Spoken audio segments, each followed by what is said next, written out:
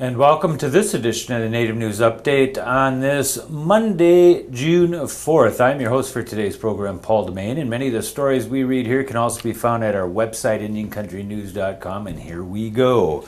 Authorities say Eastern Shoshone Tribal liaison Ed Weta, who died in a rollover crash on Interstate 25 last week, lost control of his vehicle when he swerved to avoid a deer.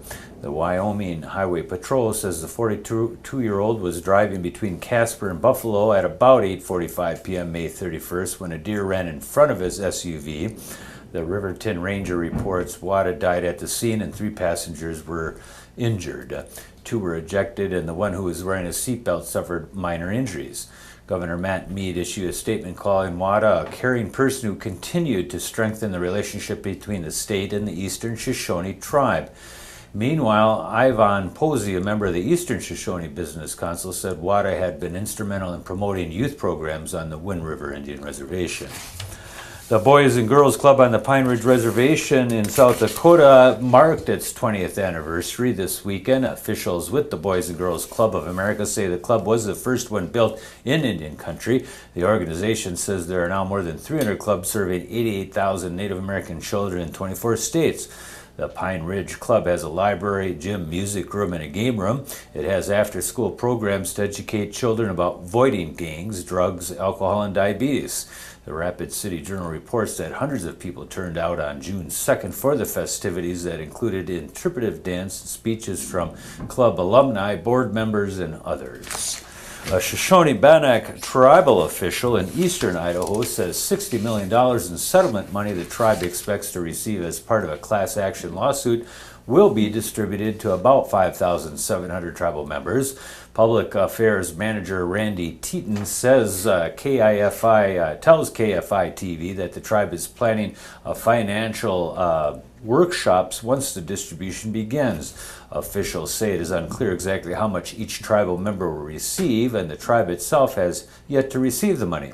The settlement money is expected following the decision by a 3-judge panel from the U.S. Court of Appeals for the District of Columbia, who last month upheld a $3.4 billion settlement between the U.S. government and hundreds of thousands of Native American plaintiffs whose trust land royalties were mismanaged by the Department of Interior. That lawsuit was called the Cobell lawsuit. And today we want to introduce an interview with Marley Shebala coming out of Window Rock, Arizona, about things that are happening on the Navajo Nation. And so here we go to Marley. Okay. This is Marley Shebala. And I'm coming to you from the Navajo Times newsroom in Window Rock, Arizona. And we're pretty busy out here with a proposed water rights settlement of the Little Colorado River and the Colorado River. It's created a huge amount of comments, rage. There's a lot of mixed emotions over that because it deals with water rights. How many years has this been going on, Marley? It seems to me that this thing came out of a case like, a decade ago or longer? Yeah, it was. It's been in litigation for over 30 years. And actually, a small portion of it had been resolved through the Navajo-San Juan River Basin settlement that was in New Mexico, and that went through. And actually, the Secretary of the Interior, Navajo Nation, President Shelley, and other individuals will be celebrating or marking the actual construction of a pipeline that's going to go from the San Juan River, which for your viewers to know is up in northern New Mexico along the border there. And that pipeline is going to go from there down south towards Gallup, New Mexico. And so it's going to provide water to the Hickory Apaches also, and provide water to the Gallup community, which really needs that water. And surrounding Gallup, you have a huge Navajo population, and it's a border town, so there's a lot of people there. But this litigation over the Little Colorado, which is in the northern part of Arizona, the individuals, what is really bothering people about that is that Senator Kyle and Senator John McCain introduced Senate Bill 2109, which was the settlement of that. And generally what happens, well, always in the past when they've done water settlements, especially like the one for New Mexico, it went to the council as a draft. The council looked at it as a draft and then sent it out for public hearings. Okay. And yeah, and then they would come back and they would talk about what the people, if they liked it, if they didn't, and talk about, amending it, and then they would approve it. And then they would get a congressional sponsor, and the bill would be drafted, the congressional bill, and that would be reviewed by the council to make sure that, it reflected the agreement. And then that would start the process through Congress. But this was backwards. And the legislation was drafted first and then presented to the tribal council for consensus, or has the bill been passed already without having consulted with the Navajos? Well, that's what is so troubling to the people out here, is that it's created a lot of distrust because of the way it was started. It hasn't been approved.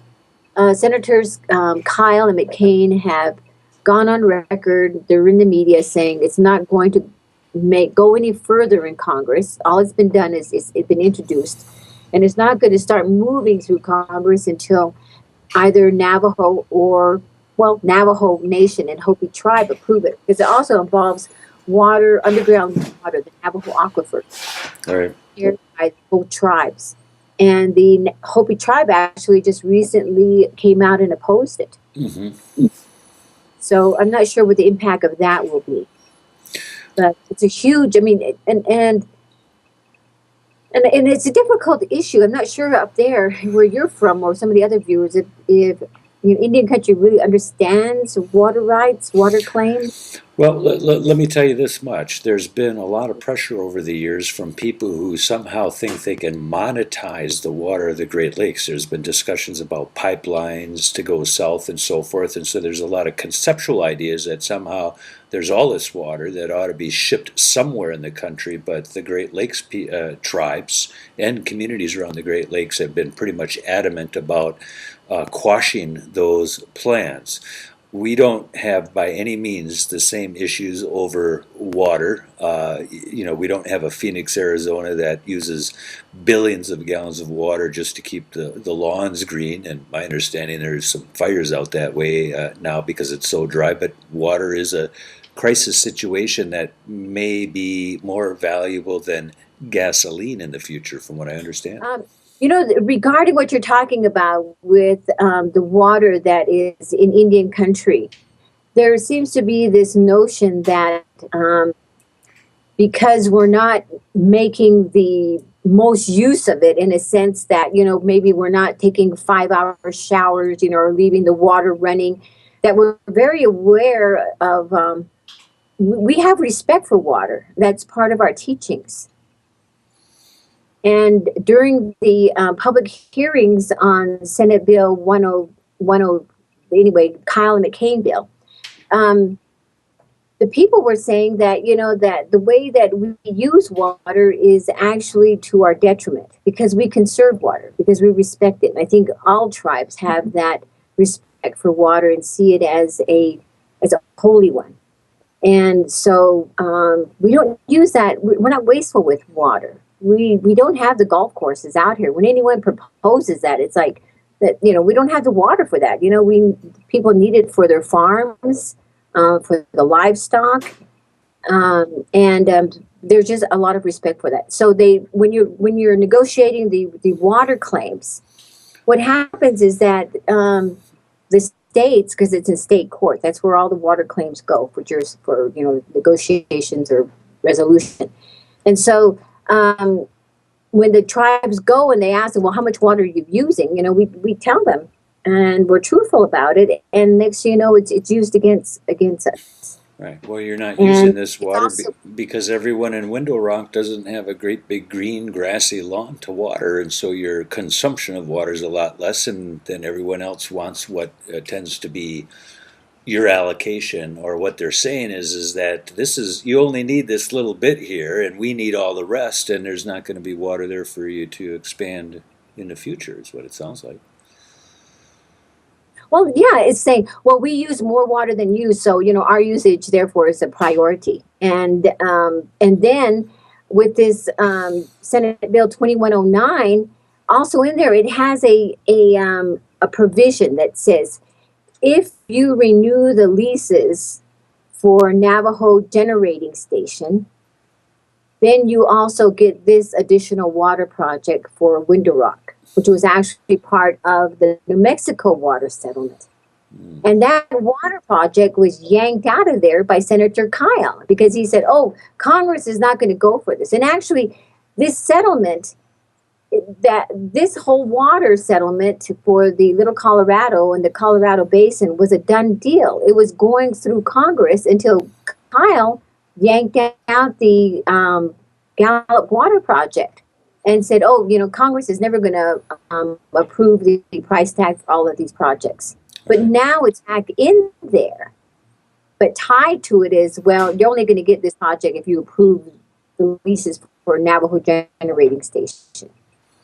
And a lot of the elected officials, and I was speaking with Navajo Nation Attorney General Harrison Sosi about this water settlement, and he said that, well, you have to understand that, they have an option to renew, and so they're going to, renew the leases anyway, and President Shelley and others are saying, yeah, well, yeah, it's going to get renewed, and just, think that, well, the coal is not going to be there forever. The water will be there forever. So, you got to think of it that way. So everyone has their own way of explaining this away and saying it's a good thing.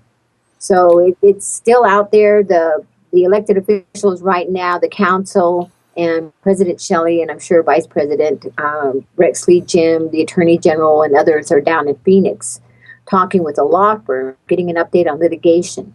But it's litigation that deals with the water rights settlement. Yeah. Well, just listening to you, it's been a good lesson on the importance of water, and I suspect that these battles over water, while you're making settlements there, are not going to be done in Indian country. In fact, you may see more of them as the issue of water consumption becomes a bigger issue as the population grows and people need more water for either industry or for personal consumption. The day of the green lawns may be gone in a lot of places, surprisingly. So thanks for talking about that. I think we'll leave the conversation for today at that, Marley. And remember, if you are from Wisconsin, the governor's recall election is being held on Tuesday, June 5th, and the closeness of the race could mean that the tribal vote will be the tipping point between the two candidates there for governor. But you got to get out and vote to make that work. And that is another roundup of news from Indian Country on this edition of the Native News Update. Thank you for joining with us, and come back again soon.